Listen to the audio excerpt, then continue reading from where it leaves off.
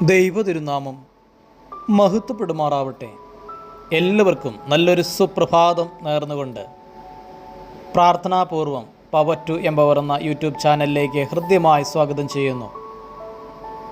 പരിശുദ്ധാത്മാവിനെ നമ്മിൽ ഉജ്ജ്വലിപ്പിക്കുവാൻ കാത്തിരിപ്പിൻ്റെ 7-ാം പ്രഭാതത്തിൽ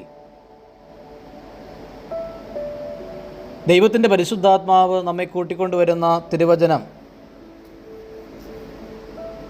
മത്തായിയുടെ സുവിശേഷം 28-ാം അധ്യായം 16 മുതൽ 20 വരെയും, മർക്കോസിൻ്റെ സുവിശേഷം 16-ാം അധ്യായം 14 മുതൽ 18 വരെയും, ലൂക്കോസിൻ്റെ സുവിശേഷം 24-ാം അധ്യായം 36 മുതൽ 49 വരെയുള്ള വേദഭാഗവും, യോഹന്നാൻ്റെ സുവിശേഷം 20-ാം അധ്യായം 19 മുതൽ 23 വരെയുള്ള വേദഭാഗങ്ങളുമാണ്. അതിൽ യോഹന്നാൻ്റെ സുവിശേഷം 20-ാം അധ്യായം 19-ാം വാക്യം ആരംഭിക്കുന്നത് ആഴ്ചയുടെ ആദ്യ ദിവസം, അതായത് യേശു കുരിശിൽ മരിച്ച് ഉദ്ധാനം ചെയ്ത്, അതാണ് സന്ദർഭം. അങ്ങനെ ഉദ്ധാനം ചെയ്ത ആ ഈസ്റ്റർ ദിനം, അന്ന് ഈ ശിഷ്യന്മാരെല്ലാം ഇങ്ങനെ പേടിച്ച് വിറച്ചിരിക്കുകയാണ്. എന്തു ചെയ്യും? ഒറ്റപ്പെട്ടു പോയി, അങ്ങനെ ആരുമില്ല. അങ്ങനെ കതകടച്ച് മുറിയിലിരിക്കുമ്പോൾ യേശു തൻ്റെ ശിഷ്യന്മാർക്ക് പ്രത്യക്ഷപ്പെടുകയാണ്. എന്നിട്ട് അവരോട് ആഹ്വാനം ചെയ്യുകയാണ്, നിങ്ങൾ പരിശുദ്ധാത്മാവിനെ സ്വീകരിക്കുവൻ. യോഹന്നാൻ 20:22 എന്ന് പറഞ്ഞിട്ട് ശിഷ്യന്മാരുടെ മേൽ ഊതി.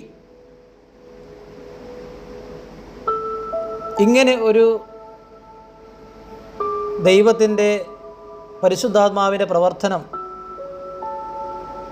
അവരിലേക്ക് ആഴ്ന്നിറങ്ങി, അവർ ബലപ്പെട്ടു, അവർക്ക് ജീവൻ ഉണ്ടാകുകയാണ്. പഴയ നിയമത്തിലേക്ക് നാം കടന്നു പോകുമ്പോൾ പിതാവായ ദൈവം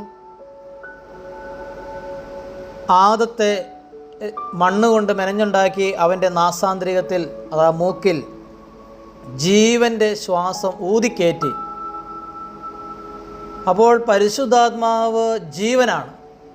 നമ്മൾ ഇന്ന് പഠിക്കുന്ന പ്രധാനപ്പെട്ട ഒരു കാര്യമാണ് പരിശുദ്ധാത്മാവ് എന്ന് പറയുന്നത് ജീവൻ. ജീവൻ ഉണ്ടെങ്കിൽ ആ ജീവന് പറയുന്ന പേരാണ് പരിശുദ്ധാത്മാവ്. അതുകൊണ്ട് പ്രിയമുള്ളവരെ, നമ്മുടെ ആത്മീയ ഉണർവിന്, നമ്മുടെ ജീവൻ നഷ്ടപ്പെട്ടു പോകുന്നത് പാപം ചെയ്യുമ്പോഴാണ്. അത് മരിച്ചുപോയി എന്ന്, പാപം ചെയ്തപ്പോൾ ഏദൻ തോട്ടത്തിൽ നിന്ന് പുറത്താക്കപ്പെട്ട് മരണപ്പെട്ടു എന്ന് പറയുന്നത് ശരിക്കും അവർ ഭൂമിയിൽ നിന്നില്ലാതാകുകയില്ല, മറിച്ച് ദൈവവുമായുള്ള ബന്ധത്തിൽ നിന്ന് അകന്നു പോകുമ്പോഴാണ് ജീവൻ നഷ്ടപ്പെടുന്നത്. അപ്പോൾ പരിശുദ്ധാത്മാവ് ജീവൻ നൽകുന്നു. ആദിയിൽ ആദത്തിന് അവൻ്റെ മൂക്കിൽ ജീവൻ്റെ ശ്വാസമാണ് ഊതിക്കയറ്റിയത്. ഇതാ ഭയന്നിരിക്കുന്ന ശിഷ്യന്മാർക്ക് പരിശുദ്ധാത്മാവിനെ നിങ്ങൾ സ്വീകരിക്കുവിനെന്ന് പറഞ്ഞുകൊണ്ട് അവരിൽ ജീവൻ്റെ ശ്വാസം ഊതുകയാണ്. എന്നിട്ടൊരു കാര്യം കൂടെ പറയുന്നുണ്ട്, ഒരു വാഗ്ദത്വം കൂടെ ചെയ്യുന്നുണ്ട്. നിങ്ങൾ ഇവിടം വിട്ട് പോകരുത്, ജെറുസലേം വിട്ട് പോകരുത്. ഉന്നതത്തിന് ശക്തി ധരിക്കുന്നത് വരെ നിങ്ങൾ ഇവിടെ തന്നെ ഉണ്ടാവണം. അപ്പം ശക്തി വീണ്ടും ഒരാഴ്ച കഴിയുമ്പോൾ പരിശുദ്ധാത്മാവ് വീണ്ടും അവരിലേക്ക് ശക്തിയായി വരണം. അപ്പോൾ ആദ്യം ജീവനായി അവരിലേക്ക് പരിശുദ്ധാത്മാവ് വരുന്നു. അതിനുശേഷം വീണ്ടും പരിശുദ്ധാത്മാവ് ശക്തിയായിട്ട് അവരിലേക്ക് വ്യാപരിക്കുന്നു. അപ്പോൾ ജീവൻ, അതുപോലെ തന്നെ ശക്തി, ഇത് രണ്ടും, ജീവനും ശക്തിയും, ഇത് രണ്ടും പരിശുദ്ധാത്മാവിൻ്റെ രണ്ട് പ്രത്യേകമായ അടയാളങ്ങളാണ്. അപ്പോൾ നമുക്ക് ജീവൻ മാത്രം പോരാ, ശക്തി കൂടി ലഭിക്കണമെന്ന് പരിശുദ്ധാത്മാവ് നമ്മെ ആഹ്വാനം ചെയ്യുകയാണ്. അപ്പോൾ നമുക്ക് കൈമോശം വരുന്ന, നമ്മുടെ അനുദിന ജീവിതത്തിലെ പാപം വഴി നമുക്ക് കൈമോശം വരുന്ന നമ്മുടെ ഉണർവ്, ജീവൻ, ശക്തി, ഇതൊക്കെ പുതുക്കം പ്രാപിച്ച് വീണ്ടും ഉജ്ജ്വലിപ്പിക്കുവാൻ കുമ്പസാരക്കൂട് പരിശുദ്ധാത്മാവ് വ്യാപരിക്കുന്ന ഒരു പ്രധാന ഇടമാണ്. അപ്പോൾ എണ്ണി എണ്ണി നമ്മുടെ പാപങ്ങളെ നമ്മൾ ഏറ്റുപറയുമ്പോൾ വീണ്ടും നമ്മൾ കൃപാവരങ്ങൾ കൊണ്ട് ജ്വലിച്ച് നമ്മൾ പരിശുദ്ധാത്മാവിൽ നിറഞ്ഞ് ശക്തി പ്രാപിക്കും, ജീവൻ പ്രാപിക്കും.